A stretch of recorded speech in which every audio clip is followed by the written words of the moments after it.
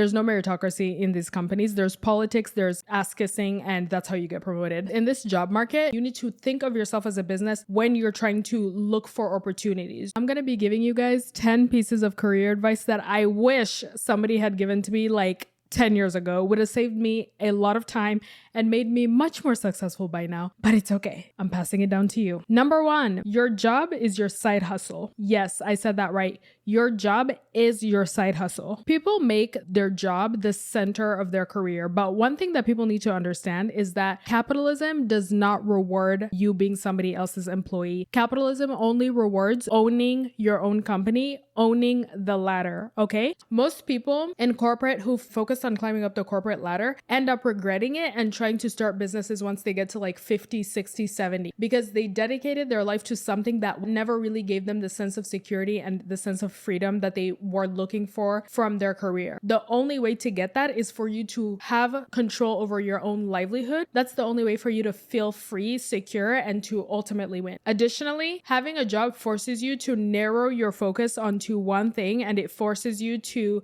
specialize, and the world rewards people who are more generalist. Those are the skills that are required in entrepreneurship, business owners. So you don't want to hyper specialize. You want to be able to be a generalist. That's going to ultimately be better for you, and that's going to help you win in the world that we live in. So if you want to have a successful career, use the job as a tool to fund your business, which is your main priority. Your job should be second priority to your business, your purpose, whatever it is you decide to do that you own and build for yourself. And no, you don't need to first work for somebody in order to know how business works and then go start your business. Like I said, working for someone is going to do more harm to your entrepreneurship skills by narrowing your focus. The best way to learn entrepreneurship is by doing it and failing and doing it and failing. That's how entrepreneurs learn. You have to just jump into the deep end. So if you have the option to never get into a job, that's the best thing you can do. Get out of this job shit and start thinking about business. Period. I don't care if you think you're entrepreneurial or not. Entrepreneurship is for everybody. Number 2, sending out job applications is the reason why you're not getting a call back. Okay, this is a mistake that I feel like a lot of people make, and I feel like it's extra bad in this job market. I realized for a long time that I was job searching like an employee. You need to start job searching like a business owner, okay? You're engaging with businesses, and you need to think of yourself as a business when you're trying to look for opportunities, right? So one thing that I noticed is, especially with AI coming out and people now using AI to apply for jobs, I've realized that companies are really struggling to get talent because they're being bombarded by applications. So what companies have recently started doing is they take candidates' emails and then they add them to their email list, and then they email market jobs to those specific candidates. So I was like, wow,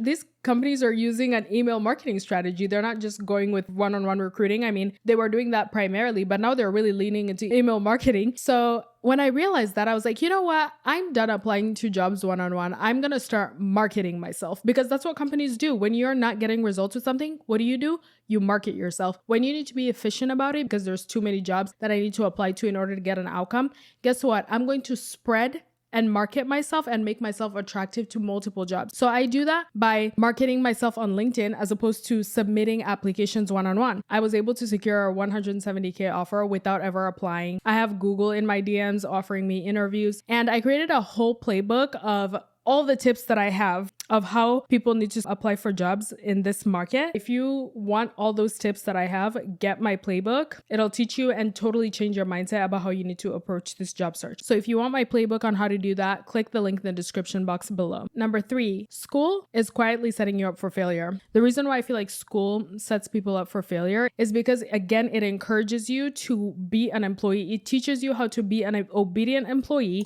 It teaches you how to seek validation through grades and from authorities. The way it's structured, it makes you narrow and focus on one specialization. So I think it takes away from you that could actually benefit you and make you successful in the world that we live in as a business owner, and sets you up to be an employee who is at the mercy of businesses in order for you to even have a livelihood and have money, which I don't like. So I think that if you're in school or you have to be in school, at the very least, you should take charge and try to put yourself in positions where you're not going to be a victim to this. Like, for instance, instead of majoring in one specific thing, just major in something super general like entrepreneurship, business management, like something very general that like still allows you to exercise the skills that you would need to actually fully own a business and run a business and be more well-rounded. And if you have the option to, if I were you, I would just go and start my business and then take courses to learn the specific skills that I need to run my specific business that I'm running. That's what I would do. That's how I would learn. As early as possible, start thinking about what your strengths are and figure out how you can deliver solutions using your strength to problems that are in the world. How can you take your strengths, find problems, solve those problems, and deliver them to the world by yourself? How can you distribute that? I think that's the most important thing. So if you're somebody who is really good at making furniture, right? That's your strength. Start thinking early on, okay, how can I distribute this to society? How can I make sure people buy my furniture? How can I market myself? How can I sell? How can I worry about that process? Worry about the process of monetizing your strengths as opposed to getting good grades. For instance, one thing that I'm good at is breaking down concepts. I'm overly analytical. What I really should have been focusing on in high school and college is learning how to be more articulate, things that I'm doing right now, learning how to articulate my ideas, learning how to share my ideas clearly, organize my ideas, organize my thoughts. These are things that I should have been learning in high school and college that I'm just now starting to learn because I didn't pay attention to nurturing my natural strengths and figuring out how to deliver that value to the world. Right? So again, focus on that. Start thinking about your strengths and how can you get the value out to the world instead of how can I get hired by somebody so they can tell me what to do so they can then pay me, then I can then use it. Like, try to figure out how to just monetize your own strengths. Okay, number 4. This is for people who are already in corporate. The worst career advice that you'll ever get comes from the most successful person in your company. People love to go into these companies and listen to the career advice from the CEO and from the executives. One thing you guys need to realize is, number 1, most executives are psychopaths. There's studies that have been done, so they're not going to tell you anything good for you. Number 2, there is a conflict of interest with executives advising employees on what they should do in their career, because the only thing that an executive cares about is squeezing as much labor out of you as possible, because the way that they make their money is by exploiting your labor. So every piece of advice that they're going to give you boils down to just work hard, work harder, right? And it's really important in your career that you have boundaries, that you protect your mental health, that you limit how much you're going to invest into a company, because I promise you, when it comes time for them to balance their books, they will gladly lay you off and they will not care about you. So do not over invest in companies. Like, just be very clear on the fact that the value that you're giving them is much higher than what they're paying you. They're getting much more in value than what they're paying you. So know your worth and limit your investment, limit your energy, the energy that you're putting into these companies, and have boundaries around work. Otherwise, you will burn out. There are people who've literally legitimately died at their work tables, and this is very sad. There are people who, there's a lot of stories about just people overworking themselves. So, and that's why I say it's important to be careful who you listen to when they're trying to advise you on your career, because sometimes there's a conflict of interest and the advice they're giving you is beneficial for them and it's not actually beneficial for you. So again, the most successful person in your company is not necessarily the person that you should be listening to about career advice. The 5th piece of advice that I have, getting into a big company might be the worst thing that happens to your career. So many people want to get into the big companies, and I can tell you right now, as someone who's gotten to big tech companies and to the biggest companies in the world, I promise you, my skills have developed better when I worked at a smaller company. So don't be fooled by the branding and the perception that like, oh, if I work at this big company, then that means I'm going to have to be more competent and it's going to, challenge me more and make me an even better engineer or whatever it is you're pursuing, right? That is not the case. A lot of the times when you work at bigger companies, there's so much bureaucracy, things don't even get done. You certainly won't get the ownership that you would get at a smaller company. You certainly won't be able to be multifaceted and build the skills, like build more well-rounded skills to understand how a business works, right? You're going to be siloed into a very small aspect of a project and again, made to hyper specialize, which is going going to erode your other skills. So yes, while working for a big company is going to give you the clout and the brand recognition on your resume, it's not actually going to make your skills better. So a lot of people end up at big companies and they end up being less skilled, leaving those companies, and people who come from startups are like running circles on people who've been working at these big companies for years and years and years. And that becomes an issue, especially when you're trying to switch companies and you're now on a job market and now you're not even marketable or competitive compared to other people. The other thing that people don't realize about people who work in big companies, they're not happy. They're not happy. They're not happy. I'm just going to leave it at that.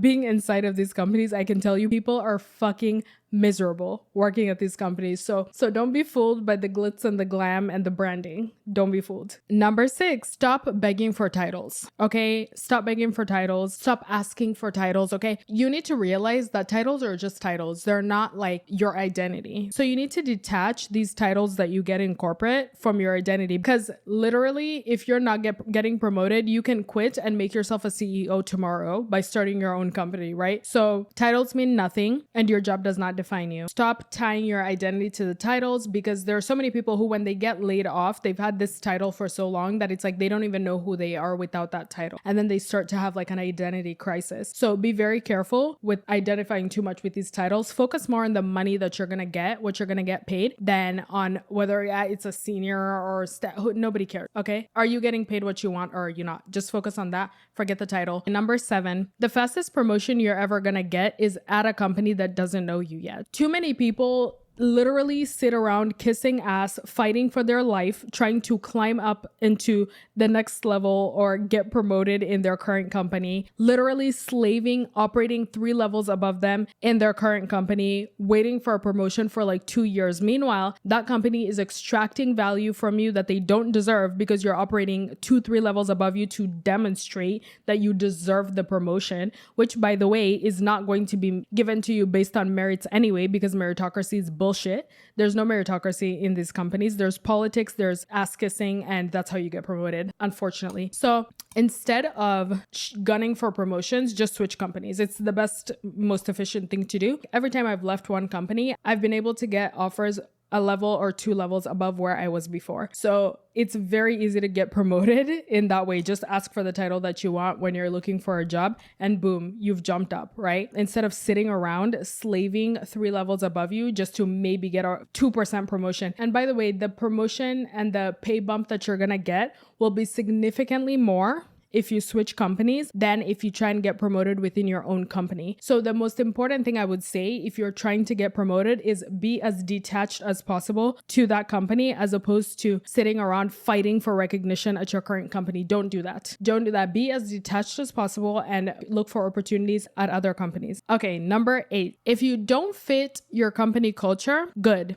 Never, and I mean never, compromise your values for a company ever. If you find yourself at a company and there's friction between you and the company culture and you just feel like you don't fit in and like things don't feel right, you don't agree with the way things are being done, yeah, double down on being yourself. Okay, too many people start to question themselves, and I've done this too. You start to question yourself, you're like, oh my God, is there something wrong with me? Like maybe I need to change myself in this way. Maybe I need to talk this way. Maybe I need to do this. Maybe I need to be more gentle. Maybe I need to. No. If you disagree with the company culture, in all likelihood, the problem is the company. So you need to double down on being yourself and leave. The problem with bending and folding to these toxic cultures is that you will become what you hate in that company. Okay? If you live in a company that's hyper competitive and you don't like that competition, you're more of a collaborative person, you're going to become a highly competitive person to accommodate that culture. And now you'll start competing with your friends, you'll start competing with your spouse in your relationship,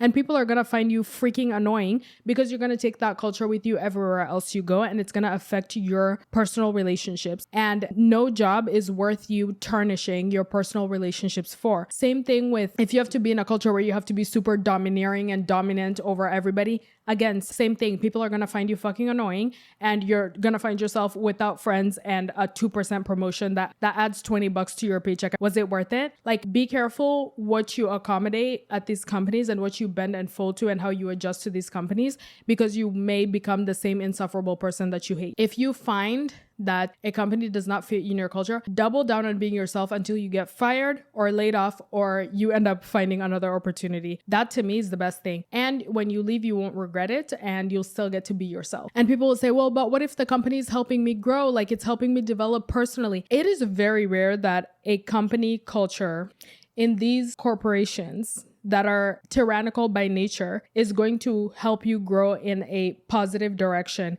I don't think a tyrannical culture is ever going to like influence you in a good way. Now, there may be individuals at your company that are of good moral character that can help you to grow in a better way. I have found individuals like that in my companies and I stay close to those people. But you have to be very careful with just adopting company cultures in general because they tend to be toxic, poisonous, and mostly negative. I just hate to say it, but it is what it is, which is why I think people should avoid corporate altogether. But if you must, at least know these things. So yeah, you guys, that is my unhinged career advice. I have more. I'm sure I can do a part 2 to this video. So if you guys want, make sure you let me know. And again, if you want the job search playbook, it has lots of secrets and tea that will help you get a job without throwing away your freaking dignity in this market. Make sure you click the link in the description box and I will see you guys in the next one. Bye.